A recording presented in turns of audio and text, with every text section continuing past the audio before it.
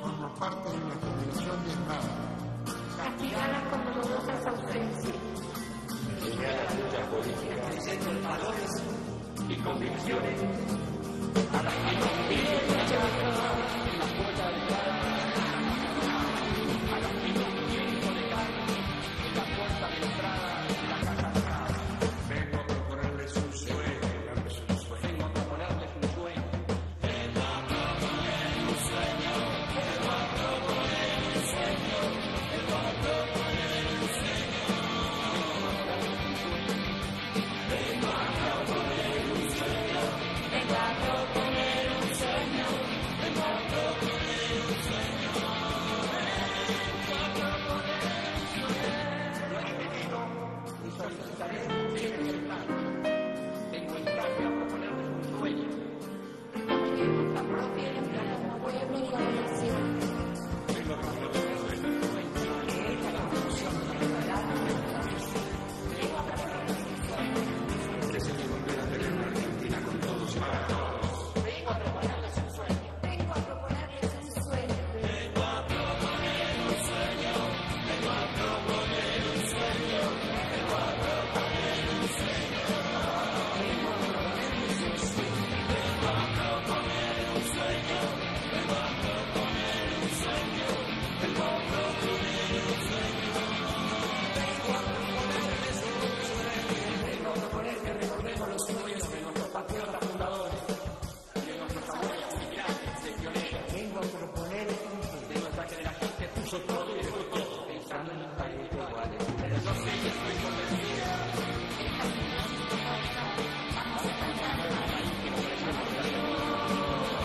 Vengo a proponerles un sueño de una Argentina unida. Quiero que seamos un país libre, que los demás quieran un país más libre. Vengo a proponerles un sueño. Anhelo que por este camino se levante a la paz de la tierra una nueva y gloriosa nación, la nuestra. ¡Viva la patria! Néstor Carlos Kirchner, vengo a proponerles un sueño. Eso lo dijo un 25 de mayo del año 2003, cuando asumía la presidencia de una república, la República Argentina, totalmente incendiada y en llamas. Creo que hoy Néstor, a 4 años de cumplirse su fallecimiento, su falta, su ausencia, estaría muy contento de lo que pasó en el Brasil, lo que pasó en Uruguay y obviamente lo que pasó en Bolivia. Dilma Rousseff finalmente, a pesar de toda la campaña sucia de los últimos días, obtuvo la reelección en Brasil. Ya van 12 años del Partido de los Trabajadores en el poder y serán 4 años más. Ganó por un 51,64% contra el 48,36% de los tucanos, de los candidatos de la derecha, el histórico Partido Socialdemócrata Brasilero de Fernando Henrique Cardoso. Este es un clásico de la política brasilera, ya desde el 94 disputándose las elecciones, y es una gran noticia para el futuro político de América Latina que Brasil haya entrado y continuado en esta sintonía de procesos de transformación. Lo mismo que en el Uruguay, donde también las encuestas le pifiaron por bastante. El candidato Tabaré Vázquez obtuvo en primera vuelta el 47,9% de los votos, apenas a 2 puntitos de la segunda vuelta. Va a disputar con Alberto Lacalle Pou, el hijo de el presidente neoliberal Luis Lacalle, que obtuvo el 30,9%. Los colorados quedaron muy lejos, con 13 puntos. La buena noticia también, obtuvo 15 de 30 senadores. Si gana en segunda vuelta el 30 de noviembre, como está previsto, el vicepresidente va a sumarse a ese voto en el Senado, con lo cual habrá mayoría, serán 16 senadores. Además, los senadores del Frente Amplio pertenecen en su mayoría, más de la mitad, a partidos de izquierda fuerte, más radicales. Eso es un buen dato. Y en la Cámara de Diputados, sobre 99 diputados, se acaba de confirmar por apenas 150 votos, acaba de conseguir el Frente Amplio el diputado número 50. Y también algunos partidos menores, como el Partido Independiente y Unidad Popular, consiguieron bancas, uno en el Senado y otro en diputados, lo cual también muestra un mapa político un poquito más diverso. Estamos para analizar las elecciones con un amigo de la casa, documentalista, fotógrafo argentino-boliviano, Fabián Restivo. Gracias por venir a Ojo con los Medios. Mariano, ¿qué tal? ¿Cómo estás? Bien, bien. Te vi conmovido con el Sí. con el clip de Néstor Kirchner. Sí, porque más allá de que después de toda la presentación tengo la sensación de que no dejaste nada para que yo diga, cosa que te agradezco. No, recordar, estaba recordando varias cosas a propósito de Néstor Kirchner. Asumir la presidencia de un país absolutamente quebrado, con un 22%,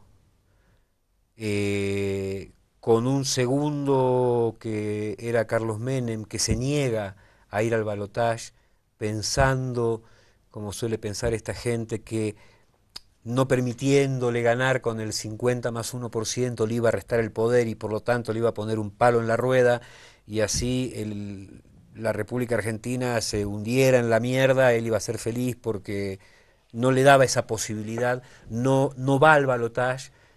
Y Néstor Kirchner... Con un daño absoluto, porque en el balotaje Kirchner tenía un porcentaje, le daban todas las encuestas 70%. Sí. O sea que le quitó la posibilidad de legitimar en esa en segunda una actitud vuelta. absolutamente miserable y personalista, le quita esa posibilidad para crearle lo que Menem dentro de su cerebro, suponiendo que tuviera uno, asume que no va a poder gobernar con el 22%, y Néstor Kirchner, que era un hombre, se decía por esos días en Buenos Aires, un hombre oscuro de la política, de la Patagonia, un pingüino, que vaya uno a saber que nadie tenía mucha idea de qué se trataba, levanta el bastón presidencial, la gloria, la banda, la bandera, el país y la economía del suelo, porque ni siquiera le dieron esa posibilidad, y transforma la República Argentina y transforma la economía argentina, sacando una enorme cantidad de gente de la pobreza, convirtiéndola a la clase media, fenómeno que sucede también en Uruguay, en Brasil, en Bolivia, que es toda esa gente que ahora, ayer leía una cosa muy divertida en Twitter que decía: Facebook es el lugar donde te muestran a qué isla se fueron de vacaciones los argentinos, qué tamaño es el plasma que se compraron, qué modelo es el auto 0 kilómetros, y de paso putean al gobierno. Yo suelo decir últimamente que el fenómeno es que tenemos unos gobiernos maravillosos que sacan a la gente de la pobreza absoluta, la incorporan a la clase media, y una vez que están en la clase media comienzan a querer votar por los neoliberales que los hundieron, porque hay una cuestión de memoria que no funciona muy claramente, especialmente en gran parte de las clases medias urbanas. De lo que vamos a hablar hoy, de lo que vamos a ver hoy, yo creo que se está dando un fenómeno realmente democrático. Y es, si vemos el mapa geopolítico de cada uno de los países y geosocial de cada uno de los países, nos vamos a dar cuenta de que hay un gran voto clasista, que hay gente que ha votado a favor de sus intereses, que hay gente que ha votado a favor de intereses externos, pero que todos, teniendo las condiciones básicas satisfechas, están jugando a la democracia. Está jugando a la democracia mucha gente que pudo acceder a una casa, que pudo acceder a un trabajo, que tiene sus necesidades cubiertas, y entonces sucede el voto de clase en las últimas elecciones en Brasil y en Uruguay, no así en Bolivia. Es decir, que hay un voto que está vinculado a un proceso político e ideológico de desarrollo, no, es decir, un proyecto político que va o hacia la profundización de los cambios o va claramente hacia el retroceso, más allá de que ahora a las nuevas derechas les gusta matizarse y decir que no van a tocar los planes sociales, que no van a tocar diferentes aspectos que tienen que ver con una política de bienestar. Lo que pasa es que el resultado de estos gobiernos son procesos largos. Y perdóname, y eso es increíble en tiempos de inmediatez de redes sociales, que tengamos procesos de 12, 10 años, eso también marca una madurez política. Marca una madurez histórica en tiempos muy cortos. Quiero decir, de los últimos 20 años, los que hoy tenemos más o menos como de mi generación, que están entre los 40 y los 60, hemos vivido el proceso de los últimos 20 años y la gente aprende. Y la gente aprende. Yo escuchaba hoy a los agoreros del apocalipsis decir que Dilma ganó apenas con un 1,64% y que el país está dividido. Yo digo, en Chile las elecciones siempre se ganan por un 1% y a nadie se le ocurre decir que Chile está dividido. No, y Teniendo además en cuenta... en Chile en la segunda vuelta electoral votó el 40% del padrón. Claro. Es decir, y no se le ocurre a nadie hablar de la ilegitimidad, a nadie, hay gente que se le ocurre, pero De digo, una al presidenta que gobierna establishment. con el 20% de la población a favor solamente. Exactamente. Claro. Pero además tengamos en cuenta una cosa que es importante. ¿Por qué yo separo a Bolivia de este caso? Primero porque Argentina, Brasil, un poco menos Uruguay, tienen una más media que es demasiado fuerte. Dilma no le gana a Aécio. Dilma le gana a Aécio, a la Globo, a Bella.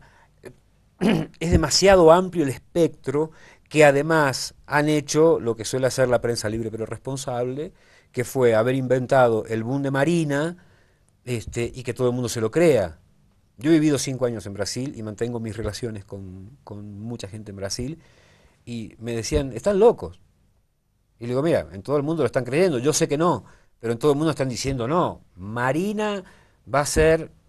Y dije, bueno, juegan permanentemente con la ignorancia de la gente, generando unos circuitos de simpatías, de entusiasmos y antipatías, que suelen ser el preámbulo de la famosa palabra de los perdedores que es fraude.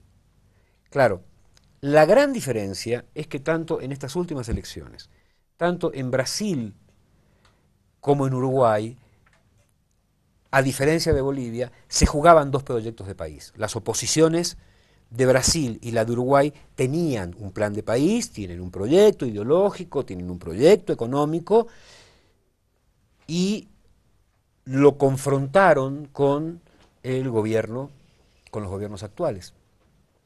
Y entonces perdió un proyecto contra otro, más allá de la guerra sucia que no sucede en Uruguay, porque su nivel de cultura es demasiado alto. Pero sí pasó en Brasil, más allá de la guerra sucia, de los insultos y demás, había dos proyectos de país, que es una enorme diferencia con Bolivia, donde el oficialismo, el gobierno, tiene un proyecto de país y la oposición tiene una burbuja que no sabe ni cómo fue que la consiguió. Pero bueno, si vemos los mapas, nos vamos a dar cuenta de quién votó por quién, está muy claro. Vamos a ver un mapa. Dale. Así, quiero, Lucho, que te vea en la computadora este mapa de Brasil. Ahí está. Ahí lo vemos el mapa. Por cierto, antes de hablar de este mapa, déjamelo igual. Va a tener un congreso muy complicado Dilma Rousseff. Porque en primera vuelta se calcula más o menos que el 60%, este es el congreso más conservador desde la recuperación de la democracia en Brasil en el año 1985. O sea que va a ser un mapa complicado, sin embargo, redobló la apuesta y dijo que quiere hacer una reforma política con referéndum en el discurso de ayer. ¿Qué nos dice este mapa? En rojo, para los que nos están viendo, es Dilma, para los que nos escuchan en la radio de Causachuncoca, es el centro norte del país, lo vemos completamente de rojo. Fabián. Sí. Mira, no es raro. Las zonas más industriales, más comerciales, más modernas, salvo Río de Janeiro. Río de Janeiro ha sido un bastión de la izquierda casi históricamente. Sí, ha ganado de hecho el Partido Socialista. Y la zona más conocida como la zona sertaneja, que es la zona más pobre, pero que tiene menor población, ha votado a favor de Dilma. Y las cifras veíamos 78%, 70, 68, las cifras altísimas, digamos, solo en un lugar. Sí. Aécio consigue una votación, lo máximo que consigue es el 64%. En San Pablo. En San Pablo, exactamente. Claro. Y después el resto está en 50, algunos lugares, pero las cifras de Dilma en el centro y sudeste, centro-oeste del país, y en el norte son increíbles. Claro, son las zonas donde, mira, Dilma ha sacado a 50 millones de personas. 50 millones de personas es mucha gente. En un país de 200, ¿no? En un Casi país de 200, 50 millones de Es personas. impresionante. Ha sacado de la pobreza y las ha convertido a la clase media. Los planes sociales son unos planes de mantención demasiado fuertes, como para que alguien vote por alguien que le dice, vas a volver a donde estabas. Vas a volver a donde estabas. Tiene un gobierno francamente socialista, que lo que hace es redistribuir la riqueza hacia los que menos tienen, normalmente, naturalmente. San Pablo mantiene la ideología de nosotros producimos para que el gobierno malgaste en estos sertanejos que no sirven para nada, que no producen nada, que no hacen nada.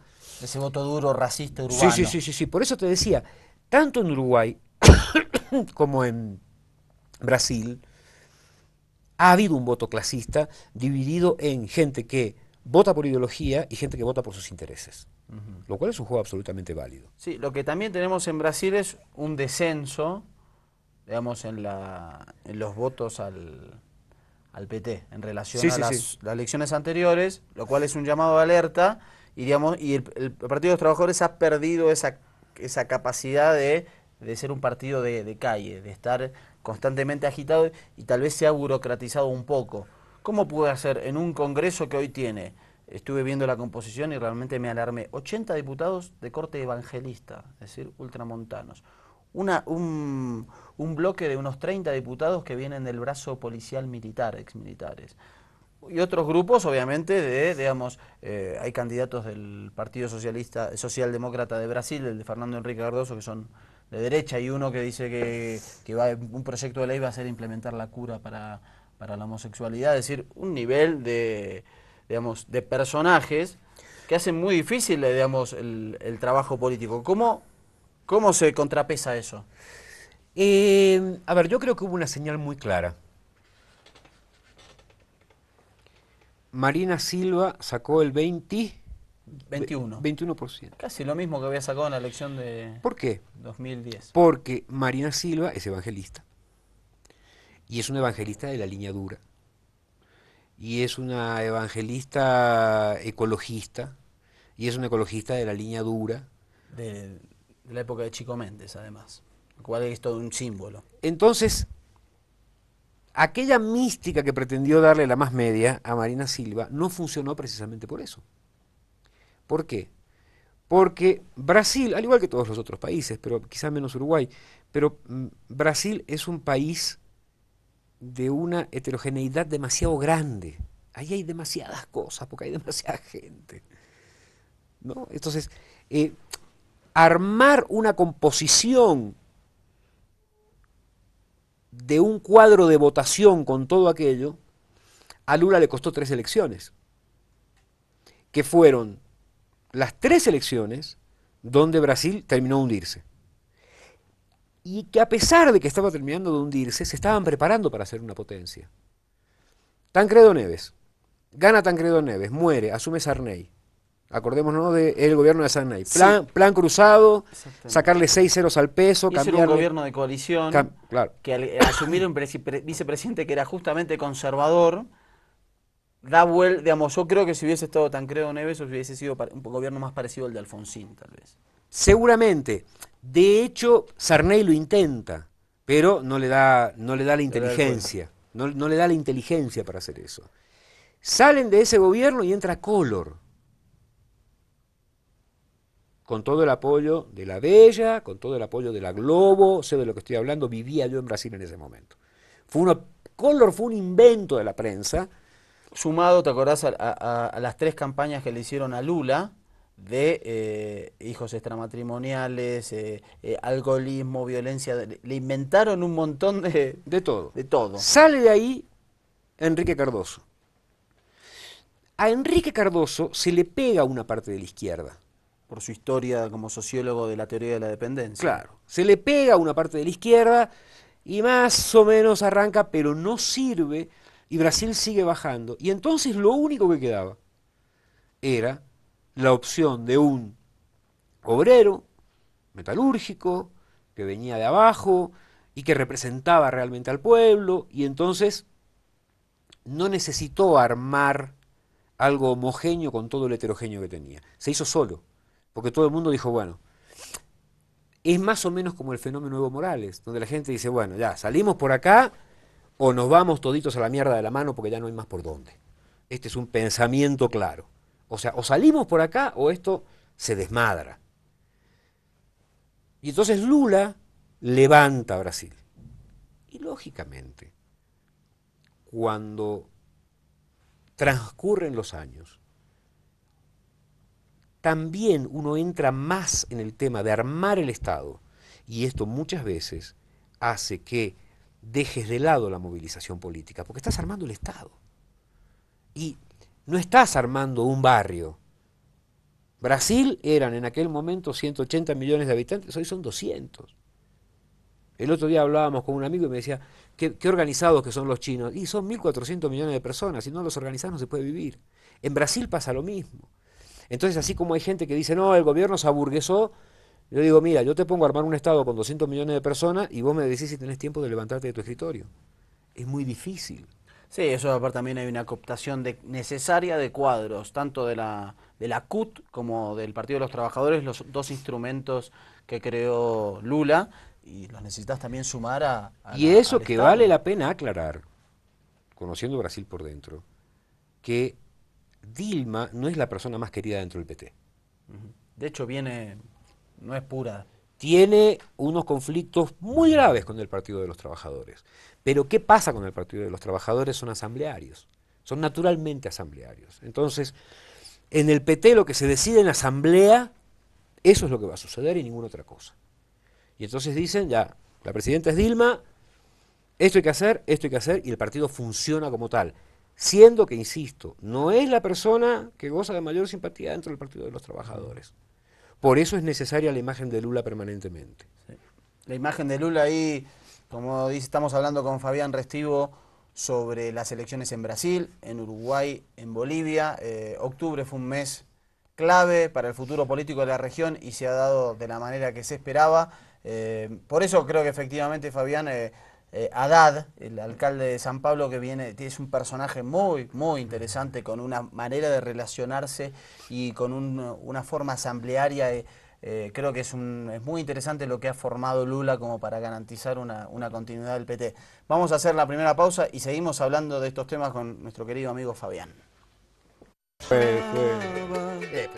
El futuro nos traicionaba. Esos momentos de recuperación de la democracia. Tanto tiempo sin creer. Creímos no creer en nada. Estamos hablando, obviamente, fuera de cámara con el querido amigo Fabián Restivo, analizando y recordando también historias de la recuperación de la democracia en Brasil, en la Argentina, en el Uruguay. Tanto costó eso. Fueron sanguinarias las dictaduras en la Argentina para terminar con los procesos revolucionarios y meter el consenso de Washington hasta la médula en las economías, las culturas, la política. Y es muy importante que los procesos de transformación que se iniciaron en el 98 con el comandante Hugo Chávez hoy sigan vivitos y coleando. Ha pasado una prueba fundamental América Latina en esto. ¿Qué te dicen los números de Uruguay? Interesantes, porque todas las encuestas no le daban más de 42 puntos a las más optimistas al Frente Amplio en Uruguay, y hoy está rozando el 48%, reteniendo la mayoría parlamentaria y conservando un caudal. Recordemos, cuando es electo Tabaré en su primer momento en el 2004, obtiene 50% de los votos. El Pepe obtiene 48 y tiene que ir a segunda vuelta y sacar 52, y hoy está en esa cifra. Es decir, en 10 años, un caudal electoral interesante para una fuerza que es nueva y que no había gobernado nunca y está arañando su tercer periodo consecutivo. A ver, yo ahí tengo dos pensamientos. El primero es el libro de Mario Benedetti que se llama El cumpleaños de Juan Ángel, cuando él decide meterse a la guerrilla y dice, si podemos hacer de esto un movimiento, ¿cómo no vamos a poder hacer de esta ollita de frustraciones un país de veras. Ha sido un proceso muy largo. El proceso del Frente Amplio, que comienza con Liber Seregni, cediendo a que lo dejaran afuera de unas elecciones como única condición para que la dictadura militar uruguaya llamara a elecciones, en lo que se llamó el Pacto de la Marina, donde Liber Seregni tiene que explicarle a sus bases, o nos bajamos o no va a haber elecciones en Uruguay. Y entonces vienen de un proceso muy inteligente, con unos niveles de renunciamiento demasiado altos. Y Uruguay tiene una forma muy especial de valorar políticamente, evaluar qué es lo que hay que hacer y hacerlo. A la gente que vive sobre las playas, de Montevideo hacia Rocha, que son las que votaron mayoritariamente por Po, no les es ajeno que tanto la gente de Artigas, como la de Durazno, como la que está adentro de Uruguay, son los que han organizado durante más de 20 años el Frente Amplio. Entonces, aquello que se construye con mucho tiempo, en general, tiene la solidez de la madera antigua. A mí no me asombra, quizá yo hubiera esperado, pero esto uno ya no sabe si es producto del análisis o de una expresión de deseo, que hubieran superado el 53 al 54%, que era más o menos lo que yo estaba pensando. Quizá tiene que ver con que hace ya 2 años, 3 que no voy a Uruguay y sentir la calle siempre es otra cosa.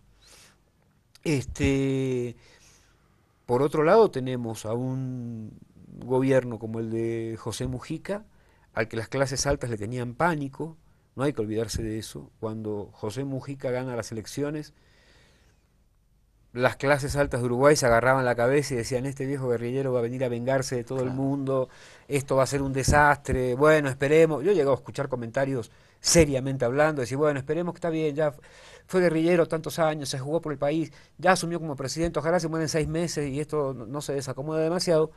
Se encuentran con un hombre que en el final de su vida, y con todo ese camino recorrido, dice, vamos a armar Uruguay con todos. Ley a favor del aborto, vale decir que en los últimos 8 meses en Uruguay no ha muerto una sola mujer a causa de aborto. Ley a favor del matrimonio igualitario, un planteo de una inteligencia demasiado grande cuando él dice, me dicen de que legalizar la marihuana está mal y yo qué hago. Entonces, yo hago más policía y no hago hospitales, porque la plata para las dos cosas no nos alcanzan. Y en cambio, de esa forma, si yo legalizo la marihuana, no tengo que tener tanta policía. Los planes contra el narcotráfico han fracasado todos, que es una verdad que dice todo el mundo, pero tenés que tener un par de bolas para decirlo siendo presidente de un país. Porque esto genera, hay una serie de convenios internacionales que te dicen no podés hacer eso. Y al igual que el presidente Evo Morales, en muchos casos, José Mujica ha dicho convenios internacionales, sí, que vengan y los hacemos nosotros los convenios internacionales, porque estos convenios internacionales se hicieron en Suiza, sí, conocen la realidad nuestra. El presidente Evo Morales plantea eso permanentemente. ¿Cuáles son los convenios internacionales? Ah, dicen tal cosa, y bueno, pero ¿en qué realidad, en qué contexto, qué tiempo tienen, cuánto hace que se hicieron? Y entonces esto genera una serie de cambios. Ahora, si vemos, cuando veamos el mapa de Uruguay, también vamos a ver que es un voto clasista. Quiere decir, hay gente que ha votado por su conveniencia y hay gente que ha votado con una absoluta conciencia política. Y esto se ve clarito. Y esto se ve clarito. En el mapa está así, muy, muy, muy claro eso, ¿no? La gente del interior de Uruguay, insisto, Tacuarembó, Durazno, Artigas, es gente que ha votado por conciencia de clase en el momento que tiene sus necesidades cubiertas. En el único lado que no ha sucedido esto es en Bolivia. ¿Por qué? Porque la máquina del crecimiento boliviano es tan grande que no hay una cuestión de clase. Haber pasado del 42 al 49% en Santa Cruz, que posiblemente era el voto más clasista de todos, haber pasado del 42 al 49%, haber llegado casi a la mitad del electorado, quiere decir que esta propuesta de crecimiento es tan grande que nadie se quiere quedar afuera. Y más si uno compara que en las elecciones presidenciales del 2002, el presidente Evo obtuvo el 3% en Santa Cruz. Es, digamos, Y una históricamente, evolución increíble. históricamente no es tiempo. Claro. 12 años no es tiempo. No, para nada, pero... Para un proceso histórico. Para un proceso histórico. Pero, bueno, lo que también se ha dado es que digamos, en los procesos económicos donde el retraso ha sido tan fuerte, vamos, el ejemplo de China, el ejemplo de Rusia cuando irrumpe la Unión Soviética, digamos, de atrasos tan manifiestos durante siglos y siglos, cuando se empieza a progresar tiene un boom que no tienen otros países que quizás tienen un modelo económico más sistémico, que quizás tienen márgenes más acotados para crecer. En cambio, digamos, creo que Bolivia entra en ese ejemplo de pues la decisión política le permitió, digamos, dejar de ser la cenicienta de Sudamérica, dejar de tener los niveles de pobreza que tenía, y eso ha sido increíble, y también otro proceso que no se ve desgaste, digamos, y un presidente que está todo el tiempo viajando, haciéndose ver, es decir que no es que se guarda un rato, dice, bueno, me voy a guardar ahora, no, el presidente está constantemente y uno lo ve, digamos, la ciudadanía lo sabe y los que nos ven fuera de Bolivia, fuera del Estado plurinacional, saben que el presidente está 4 o 5 provincias, departamentos por día. Es una maquinaria increíble. Es una máquina de trabajar. Esto es algo que aún la oposición en sus peores pesadillas, de las cuales yo decía ayer, tengo la sensación de que los opositores del continente van a tener una mala noche, lo cual a mí en lo personal me consuela y me alegra bastante. Ni en sus peores pesadillas se les ocurriría decir que tenemos un presidente que no trabaja, si no pueden. Como poder pueden, porque se puede esperar cualquier cosa de esta gente, han dicho barrabasadas, pero la capacidad de trabajo del presidente Evo Morales es enorme. Por eso digo, en Bolivia no se ha dado un voto clasista. En Bolivia se ha dado un voto, creo yo, entusiasta. Nadie se quiere quedar afuera de la máquina y nadie quiere que la máquina pare. O sea, nadie no. El 61% de los bolivianos no quieren que la máquina pare. Obviamente, mientras la máquina avanza, vamos a tener una oposición que va a seguir intentando operar mentiras, intentando profundizar un proceso destituyente que pensaron que les iba a dar resultado y felizmente no les dio. El proceso destituyente no es nuevo, ¿no? Comienza, nosotros hacíamos una comparación entre varios países de Sudamérica, y en ningún país sucede lo que ninguna oposición de esos países hace lo que la oposición hace en Bolivia, que es destrozar en el imaginario popular las instituciones, ¿no? O sea, el proceso destituyente en Bolivia es terrible. Mira, se quejaban, un cuadro muy chiquito y muy claro. El Partido Verde de Rubén Costas, junto con el presidente del Comité Cívico, Castedo, eligen a todos los componentes del Tribunal Supremo departamental. Son todos del Partido Verde. Para el referéndum autonómico. Son los que quedan. Sí, el 2007. Son los que quedan. El Tribunal Departamental no da las cifras. Y entonces los verdes, junto con el Comité Cívico, hacen una movilización para ir a decir que los masistas del Tribunal Departamental no dan las cifras porque están haciendo fraude. Entonces, esto lo replican los medios. Y entonces la gente dice, los masistas están adentro del Tribunal Departamental. Mentira, son todos del Partido Verde, son todos de Rubén Costa, son todos del Comité Cívico. Donde se han encontrado mesas de 100 votantes con 800 votos a favor de unidad democrática. Y estoy hablando de lo que sé, tengo papeles. Y eso no se dijo, no sale. Porque queda la sensación de que quien hace fraude siempre es la maquinaria del Estado Entonces, nacional. Claro, pero No, esto no hay mirada del Estado tiene departamental o local. tiene que ver con este clima destituyente de la justicia está manejada por el movimiento al socialismo. El presidente ya lo dijo, el vicepresidente también, la justicia en Bolivia no ha dado resultados, sigue siendo un desastre. Y como dijo el Evo el otro día, si dependieran de mí los tendría trabajando de las 5 de la mañana a 11 de la noche, resolviendo lo que tienen que resolver. El Tribunal Supremo Electoral responde al movimiento al socialismo, lo cual no solo es una mentira falaz, sino, ya, asumamos que son malos, pero respétenle la inteligencia. Si algo ha hecho el Tribunal Supremo Electoral es intentar opacar el triunfo del 61% del presidente Evo. A santo de que, sabiendo que 9 años después tenés el 61% de la votación, te vas a meter a jugar con el Tribunal Supremo si solamente hace o intenta opacar un triunfo absolutamente legítimo, legal y de voto consciente como el que sucedió en Bolivia. Bueno, estas cosas no suceden en Uruguay. De hecho, Uruguay tiene una política refrendaria muy interesante, que es en cada elección, además, se consulta al pueblo sobre un tema específico. En este caso también se consultó sobre la posibilidad de la baja de la edad de imputabilidad de 18 a 16 años, y salió que no, y es una cosa que obviamente el Frente Amplio promovió, fue 53 a 47, interesante en tiempos donde la inseguridad es un eje de campaña, digamos, de tratar de inculcar miedo, digamos, de pegarle, digamos, a los gobiernos progresistas respecto a que no saben combatir la inseguridad, el narcotráfico, etcétera, etcétera, que es un fenómeno global que excede la... Y es interesante esa política de referéndum que tiene Uruguay. En su momento votaron por la nueva privatización al agua, la nueva privatización ANCAP. Lamentablemente, en 2 oportunidades votaron para que haya impunidad a los genocidas, sí. Pero interesante también esa política del Uruguay en esos términos. Sería bueno acá poner, por ejemplo, la reforma de la justicia, ¿no? En una de esas votaciones. Mira, yo creo que si algo funciona mal en Bolivia es la justicia. Definitivamente.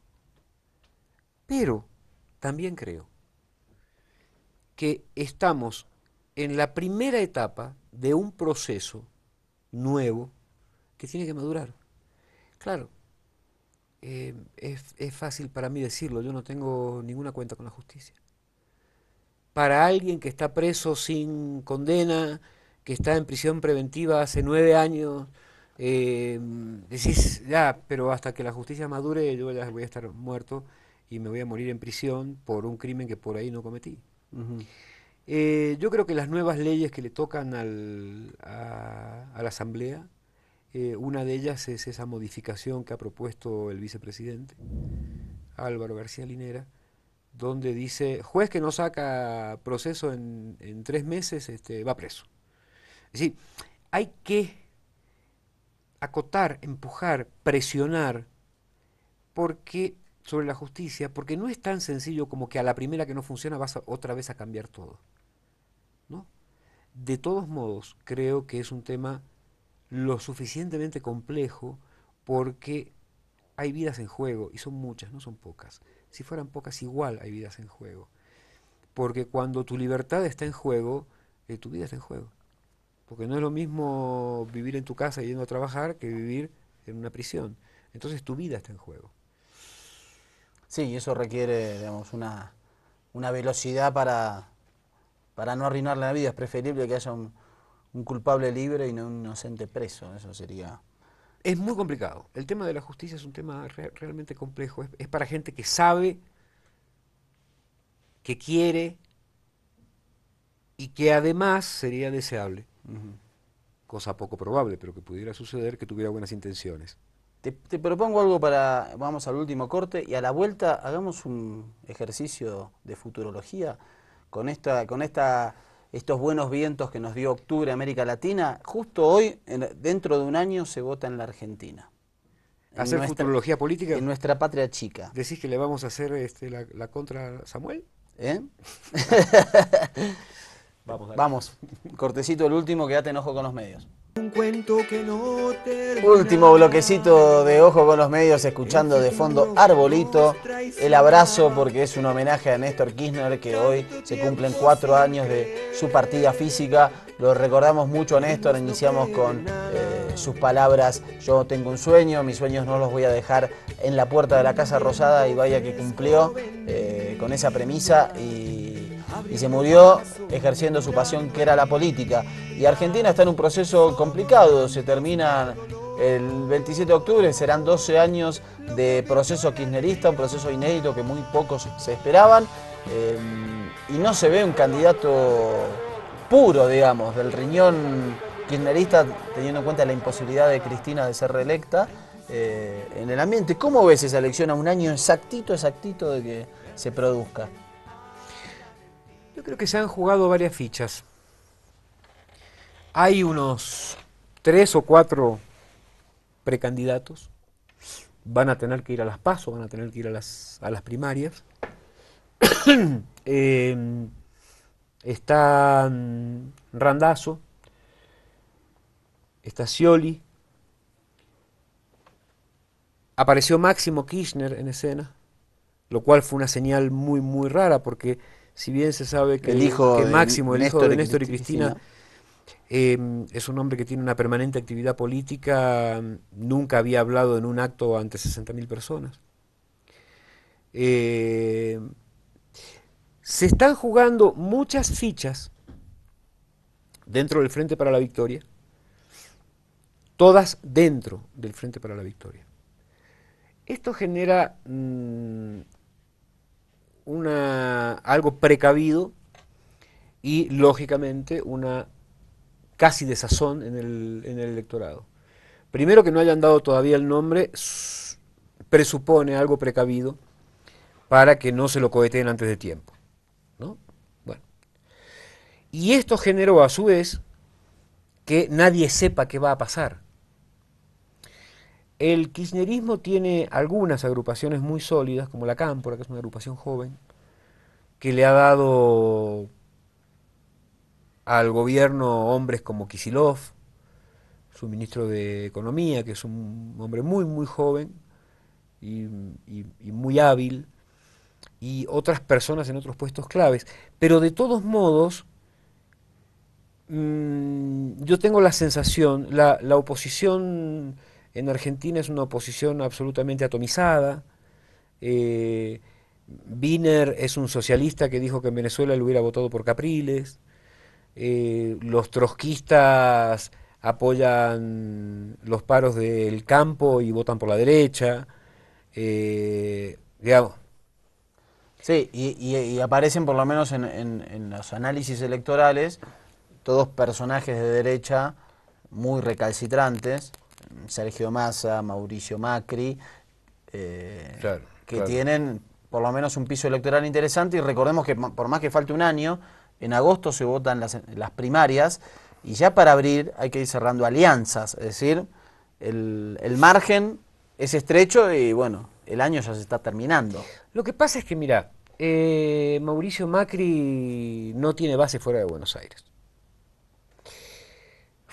¿No crees que se puede juntar Macri con el grupo de Wiener? Es decir, hay un grupo no peronista, por llamarlo de alguna manera, que se ha juntado en un grupo que se llama UNEN en la Argentina, y que aún no ha definido sus candidaturas presidenciales tampoco. UNEN está entre un Mauricio Macri, que nombra a Marcelo Tinelli personaje sobresaliente de la cultura, y Elisa Carrió, que cada 5 días dice, saca la cruz y dice: este es el apocalipsis. Elisa Carrió subió la apuesta y dijo que su problema es que adentro de UNEN está lleno de imbéciles y que ella no va a votar imbecilidades. Quien se presupone... Dinamitando su propio espacio político. Quien se presupone que es la alianza entre UNEN, Massa y Mauricio Macri. Ahí lo tenemos a Pino Solanas, que le ha dado glorias importantes al cine argentino, pero como político es sencillamente impresentable. Y ahí está Massa, que viene del riñón del kirchnerismo y no tiene más base política que la provincia de Buenos Aires. Y eso, De hecho, no tiene más base política que Scioli en la provincia de Buenos Aires. No. Entonces tenemos Pasa que la base un electoral de oficialismo Buenos Aires es tan potente. y es la mitad de la votación nacional. Exactamente. Entonces, Argentina tiene 40 millones de habitantes y 20 millones están en Buenos Aires entre capital y provincia. Pero bueno, con este panorama en la oposición, que el oficialismo no tenga candidato es casi una buena noticia, porque todavía no se ha generado, que en el momento que se genere va a ser muy fuerte, la interna al interior del gobierno por quién va a ser el candidato. No nos olvidemos que también es cierto que dentro del kirchnerismo, del Frente para la Victoria, hay una línea muy dura de discusión adentro y unidad afuera. Cuando se decidió que Boudou iba a ser vicepresidente fue una sorpresa para todo el mundo. Pero sin embargo, aquellos que eran vicepresidenciables salieron a decir Boudou va a ser el mejor vicepresidente, ha sido la mejor decisión de Cristina Fernández. O sea, hay como un abroquelamiento, especialmente, decía recién, ante una oposición que está absolutamente diezmada, que, insisto, dentro de UNEN cada uno corre para un lado distinto. Ahí está Raúl Alfonsín, hijo, que tiene unas diferencias con su padre enormes, porque su padre era un político lúcido, y él está intentando hacer unas alianzas. Hoy dicen, mañana no vamos con el macrismo, mañana dicen, no, el macrismo es la mejor opción que tenemos. Entonces, esto va a generar no una dispersión del voto, esto va a generar que la gente huya de la posibilidad de votar por estas alianzas y se vuelque a votar blanco, nulo o Kirchner, o la representante de Kirchner. No nos olvidemos que la última vez que hicieron un coctelito de estos, le salió un de la Rúa. No es un dato menor. De la Rúa, siempre se dice que Néstor Kirchner es pingüino porque viene de la Patagonia, y yo digo que el verdadero pingüino es de la Rúa, porque el pingüino es pájaro pero no vuela, pero es pájaro. Camina erguido en dos patas, pero es pájaro. Pero no anda por el aire, anda por abajo del agua, sí, pero es un pájaro. Es una cosa muy difícil de explicar. Entonces, si de la experiencia anterior de juntarse todos le salió un de la Rúa, en este no sé qué les puede salir ahora. ¿y cómo el núcleo duro de Néstor y Cristina, núcleo duro kirchnerista, le podrías poner una cifra electoral, sea cual sea el candidato? Yo creo que... Obviamente si el candidato es puro, ¿no? Si es un candidato que puede ser considerado que tiene un legado de ellos dos. No, el candidato que salga va a salir de la mano de Cristina. De esto no hay ninguna duda. Pero digamos, el Scioli no identifica al núcleo duro kirchnerista. Scioli entró a la política de la mano de Menem, es un menemista puro. Scioli es un menemista puro, que entraba dentro de la alianza en provincia de Buenos Aires. Entonces, esto ahora está haciendo mucho ruido al interior del kirchnerismo. Ahora, quien salga, de hecho, mira, Eve de Bonafini ha dicho que Scioli no es su candidato. Carta Abierta ha dicho que Scioli no es su candidato. Gran parte de la CTA oficialmente ha dicho que Scioli no es su candidato. Entonces, con todo esto, lo que tiene Scioli es un aparato político propio de la época de Menem en provincia de Buenos Aires.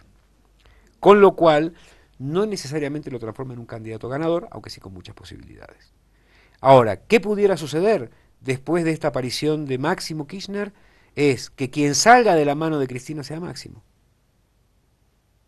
¿Lo ves posible? Muy posible, porque más allá de que el voto duro del kirchnerismo es el 40%, que es el voto duro del kirchnerismo, hay que conseguir 11% más. Y esto es con un candidato que jale a las juventudes y a las bases sociales, lo cual es muy complicado, porque el peronista kirchnerista puro, como referencias, no está de acuerdo con Scioli. Pero hay una enorme cantidad de gente que sí está de acuerdo con Scioli, porque creen que Scioli puede hacer un buen gobierno. Mucha gente del kirchnerismo dice Scioli es el retroceso al neoliberalismo, porque él viene con la carga de haber sido presentado por Menem y haber sido parte del menemismo. Pero no mucha gente del peronismo puede decir que no haya estado con Menem. Claro. Bueno, el peronismo es un movimiento tan heterogéneo, digamos, el mismo Perón, su fundador, lo decía, entonces va a ser complicado. Fabián, gracias por venir. Nos vamos con la 15, un minutito, dame Luchito, de homenaje de Arbolito a Néstor. Hoy se cumplen 4 años de su fallecimiento. Gracias, Fabián. como siempre, un gusto. Nos ayudó a muchas entender gracias. el panorama electoral Saludos a todos. de América Latina, así que nos vamos con Arbolito. Gracias por ver Ojo con los Medios y escucharlo. Creímos no creer en nada. Un viento fresco vendría, abriendo paso, curando heridas. Somos tantos que al dolor lo convirtió en alegría.